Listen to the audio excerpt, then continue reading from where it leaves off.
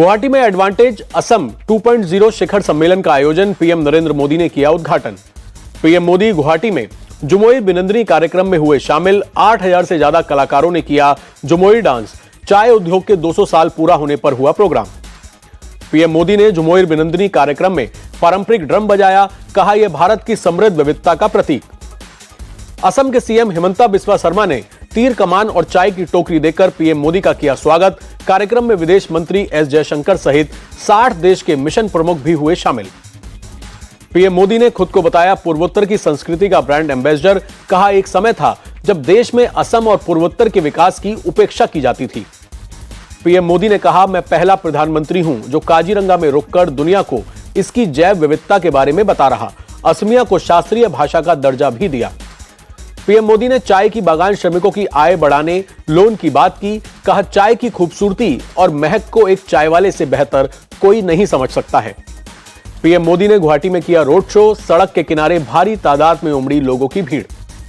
PM Modi ने गुवाहाटी में एक प्रदर्शनी का किया दौरा। सीएम हिमंता बिस्वा शर्मा भी रहे मौजूद। असम के गुवाहाटी पहुंचे मुकेश अंबानी। एडवांटेज असम 2.0 शिखर सम्मेलन में होंगे शामिल।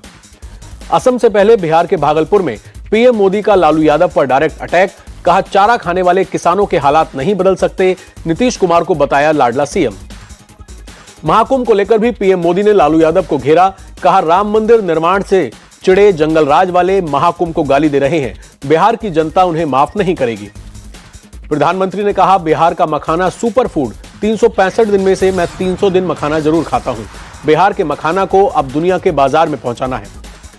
बिहार के भागलपुर में पीएम मोदी ने किसान सम्मान निधि की 19वीं किस्त जारी की। 9 करोड़ 80 लाख किसानों के खाते में पैसा पहुंचा। सीएम नीतीश कुमार बोले मोदी जी के नेतृत्व में देश का विकास हो रहा। बिहार की तरक्की में पीएम मोदी का पूरा सहयोग। नीतीश कुमार ने भी जंगल राज की याद दिलाई। कहा लालू राज में लोग शाम को घर से निकलने में डरते थे। पीएम मोदी के बयान पर आरजेडी सांसद मनोज झा ने दिया जवाब। कहा जैसे ही चुनाव करीब आता है प्रधानमंत्री अपनी विचारधारा और भाषीय संतुलन खो देते हैं। मनोज झा ने कहा बिहार के किसानों की समस्या देश के दूसरे हिस्सों से अलग है। पीएम मोदी जमीन पर आए और बिहार को विशेष राज्य का दर्जा दें। यदि वो ऐसा नहीं करते तो बिहार के प्रति उनकी मंशा सामने आती है। केंद्रीय मंत्री शिवराज सिंह चौहान ने कहा प्रधानमंत्री मोदी का जो स्वागत भागलपुर में हुआ वो अभूतपूर्व है। शिवराज सिंह चौहान का बयान। बोले प्रधानमंत्री मोदी के नेतृत्व में बिहार विकास की नई ऊंचाइयां छुएगा। केंद्रीय मंत्री चिराग पासवान का बयान। बोले जो लोग प्रधानमंत्री के बार बार बिहार आने पर सवाल उठा रहे हैं शायद उन्हें नहीं पता कि इससे पहले भी प्रधानमंत्री बिहार आ चुके हैं।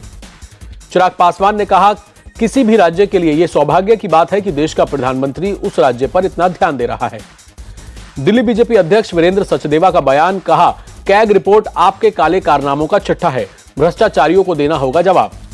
कैग रिपोर्ट को लेकर बीजेपी पर आपका पलटवार। आप नेता प्रियंका कक्कड़ बोली आतिशी जी ने रिपोर्ट को स्वीकार कर भेजा था।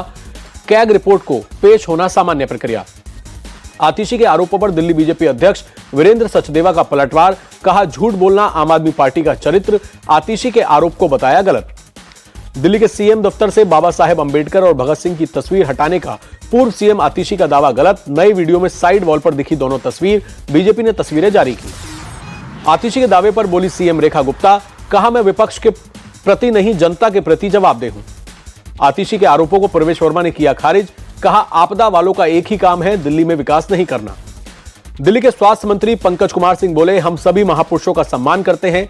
आप वाले करप्शन की तस्वीर सामने आने से बौखलाए हैं। आप विधायक आतिशी बोली क्या बीजेपी मानती है डॉक्टर अंबेडकर से बड़े हैं पीएम मोदी। बीजेपी को इसका जवाब देना होगा। दिल्ली बीजेपी चीफ वीरेंद्र सचदेवा बोले अपने काले कारनामों से जनता का ध्यान भटकाने के लिए आप वाले ओछी राजनीति कर रहे हैं। दिल्ली की जनता से किए वादों को पूरा करना हमारी प्राथमिकता। मंत्री आशीष सूद का बयान। दिल्ली सरकार में मंत्री कपिल मिश्रा ने कहा सीएम के निर्देश पर हर विभाग बना रहा है 100 दिन का एक्शन प्लान। कपिल मिश्रा ने दिल्ली वालों को दिया भरोसा। सभी गारंटी को पूरा करना हमारी प्राथमिकता। सीएम रेखा गुप्ता ने अपने आवास पर लोगों से की मुलाकात। दिल्ली की सीएम बनने पर लोगों ने दी बधाई। दिल्ली सरकार में मंत्री रविंदर इंद्राज सिंह पहुंचे रविदास मंदिर। पूजा अर्चना कर लिया आशीर्वाद। दिल्ली नगर निगम के 12,000 अस्थायी कर्मचारियों को आज मिलेगी बड़ी सौगात। आज दोपहर 2 बजे सभी कर्मचारियों को स्थायी करने का आएगा प्रस्ताव।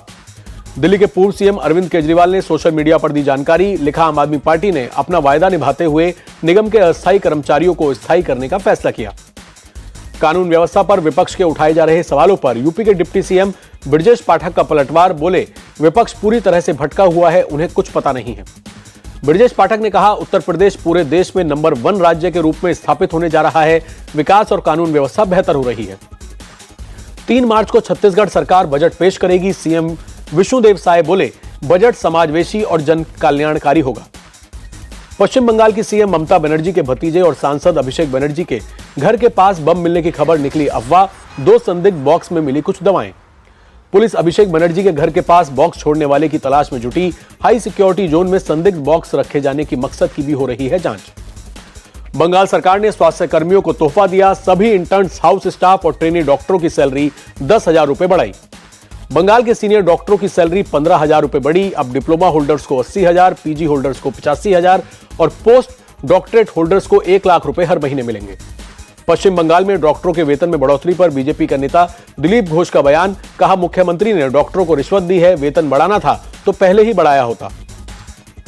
बीजेपी नेता अग्निमित्रा पॉल बोली, डॉक्टरों की सैलरी बढ़ाकर सीएम ममता उनका मुंह बंद करना चाहती हैं। डॉक्टर सुरक्षा की मांग कर रहे हैं। महाराष्ट्र सरकार ने पीएम आशा योजना के तहत फसलों की खरीदारी पर लगाई रोक। पिछली सरकार में नोडल एजेंसियों के चयन में गड़बड़ी का हवाला दिया।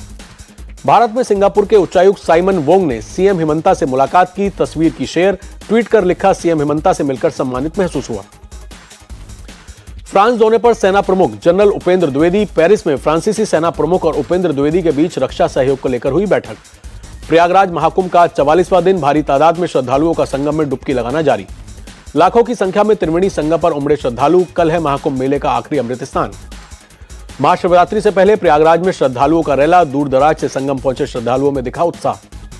त्रिवेणी संगम की भव्य और दिव्य तस्वीरें आई सामने। महाकुंभ पहुंचे श्रद्धालु झूमते गाते नजर आए। हर हर महादेव के लगाए नारे। प्रयागराज रेलवे स्टेशन पर श्रद्धालुओं की भारी भीड़, जगह जगह सुरक्षा कर्मी किए गए तैनात। महाकुंभ में आज सुबह से करीब 50 लाख लोगों ने किया स्नान। अब तक 63 करोड़ 36 लाख से ज्यादा लोगों ने किया स्नान। प्रयागराज महाकुंभ का अद्भुत ड्रोन वीडियो सामने आया। संगम में दिखी हजारों नाव। महाकुंभ में बॉलीवुड स्टार्स का जमावड़ा। कैटरीना कैफ ने अपनी सास के साथ त्रिवेणी संगम में स्नान किया। परमार्थ निकेतन आश्रम में स्वामी चिदानंद सरस्वती से मिली। कैटरीना कैफ ने महाकुंभ को बताया बहुत ही सुंदर जगह। कहा मैं बहुत भाग्यशाली हूं कि महाकुंभ में शामिल हुई। परमार्थ निकेतन आश्रम में भजन संध्या में शामिल हुई रवीना टंडन और कैटरीना कैफ। अभिषेक बनर्जी भी रहे मौजूद। बेटी राशा के साथ महाकुंभ पहुंची एक्टर रवीना टंडन। स्वामी चिदानंद सरस्वती से की मुलाकात। अभिनेत्री रवीना टंडन ने महाकुंभ पर कहा, यह कुंभ 144 साल बाद आया है। यह मेरा देश और मेरी मिट्टी है। प्रयागराज पुलिस ने 1000 से ज्यादा बाइक्स जब्त की। श्रद्धालुओं से राइड के लिए मनमाना पैसा वसूलते थे। महाकुंभ में स्वच्छता का बना वर्ल्ड रिकॉर्ड। एक साथ 15,000 से ज्यादा सफाई कर्मचारियों ने सफाई करके Guinness book of world record में नाम दर्ज करवाया। सपा अध्यक्ष अखिलेश यादव ने सीएम योगी पर ट्वीट कर साधा निशाना। लिखा, महाकुंभ में कई बार जाकर भी वैचारिक उद्धार नहीं हुआ। नैतिकता, सत्यनिष्ठा, मानवीय संवेदनाओं को खो दिया। महाशिवरात्रि के मौके पर श्रद्धालुओं की भारी भीड़ की संभावना को देखते हुए नया ट्रैफिक प्लान लागू। 27 फरवरी की सुबह 8 बजे तक मेला क्षेत्र में सभी गाड़ियों की एंट्री बंद। श्रद्धालु निर्धारित 36 पार्किंग में खड़ी करेंगे गाड़ी। रेलवे स्टेशन और बस स्टैंड से मिली शटल बस सेवा। मेला क्षेत्र के सभी रास्तों को वन वे किया गया। महाशिवरात्रि से पहले अयोध्या में श्रद्धालुओं की भारी भीड़। राम मंदिर में दर्शन के लिए लंबी लंबी लाइनें। महाशिवरात्रि से पहले वाराणसी में उमड़ने लगा श्रद्धालुओं का हुजूम। काशी विश्वनाथ मंदिर में दर्शन के लिए पहुंच रहे हैं लोग। प्रयागराज से भी बड़े पैमाने पर पहुंच रहे हैं श्रद्धालु। भीड़ को देखते हुए पुलिस ने किए कड़े इंतजाम। झारखंड में 10वीं बोर्ड की परीक्षा का पेपर लीक होने से मामला कोडरमा। पुलिस ने गिरिडीह से 7 लोगों को अरेस्ट किया। झारखंड शिक्षा बोर्ड ने हिंदी और विज्ञान की परीक्षा को रद्द कर दिया है। सोशल मीडिया पर 350 रुपए में बेचे जा रहे थे प्रश्न पत्र। पश्चिम बंगाल में भूकंप के तेज झटके। बंगाल की खाड़ी में सुबह सुबह 5.1 की तीव्रता से आया भूकंप। कोलकाता के कई इलाकों में महसूस हुए झटके। तेलंगाना के नागुर कुर्नूल टनल में फंसे मजदूरों को निकालने के लिए रेस्क्यू जारी। 22 फरवरी को सुरंग का एक हिस्सा ढहने से फंसे हैं लोग। हादसे में फंसे 8 मजदूरों का रेस्क्यू ऑपरेशन जारी। एनडीआरएफ, एसडीआरएफ की टीम 3 दिन से मजदूरों को निकालने में जुटी। टनल में फंसे मजदूरों से अभी तक नहीं हो पा रहा है संपर्क।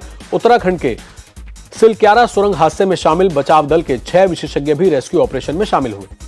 ओडिशा के कई शहरों में सुबह सुबह छाया घना कोहरा। विजिबिलिटी हुई बेहद कम। जम्मू कश्मीर के गुलमर्ग में आर्मी के जवानों ने कौशल का किया प्रदर्शन। एवलॉन्च के दौरान रेस्क्यू ऑपरेशन और सीमा सुरक्षा की क्षमता को दिखाया। जम्मू कश्मीर में शीतलहर के बीच कड़ी पर्यटकों की संख्या। डल झील में ठंड का आनंद लेते नजर आए पर्यटक।